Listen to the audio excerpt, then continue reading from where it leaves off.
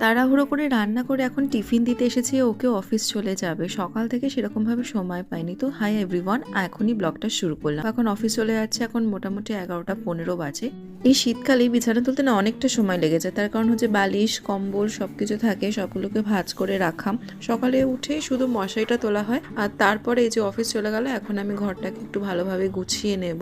তো তাই ভাবলাম এখনই তোমাদের সাথে ব্লগটা শেয়ার করি। আর এখন যে চাদরটা পাচ্ছি তোমরা বুঝতে পারবে না হয়তো, এটা কিন্তু একটু কোয়ালিটিটা মানে একটু মোটা টাইপের চাদর। এটা মেনলি হচ্ছে এই শীতে পাতার জন্যই, বেশ গরম হয়ে থাকে, খাটটা শোয়ার সময় ভালো লাগে। তো এই জন্য এই ধরনের চাদরগুলো না এই শীতকালে পাততে বেশ ভালো লাগে। আর দেখছো আমি কিরকম ভাবে ভাঁজ করছি, এটাকে আমি বলি পাটি সাপটা স্টাইল। আসলে মাকে ছোট থেকে এরকম ভাবে ভাঁজ করতে দেখেছিলাম।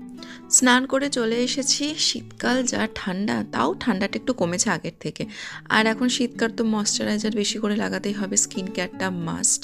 তবে সকালে যতই ফেন্সি ময়শ্চারাইজার লাগাই না কেন, রাতে কিন্তু সেই ভরসা বোরোলিন। আমরা হয়তো শুনলে হাসবে, আমি ছোটবেলায় বোরোলিনই মাখতাম।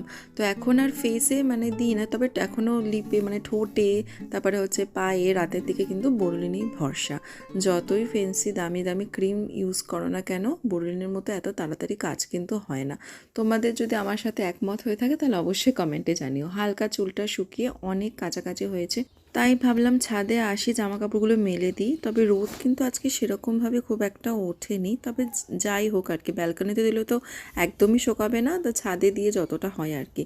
আর এই শীতকালে স্নান করে ওঠার পর ছাদে দাঁড়াতে যে এত ভালো লাগে কি বলবো। জামা কাপড়গুলো একটু শুকানো হয়ে যায়, আবার নিজেরও বেশ ভালো লাগে রোদে ঘুরতে। এটাই তো টাইম, তাই না বলো? আচ্ছা দেখেছো কি সুন্দর সুন্দর গাছ, এগুলো সব নতুন নতুন আরো গাঁদা ফুলের চারা, এইসব গাছ সব আমার শ্বশুরমশাই নিয়ে এসেছেন। দেখতে দেখতে দেখো কিরকম জানুয়ারি মাসের মাঝামাঝি হয়ে গেল।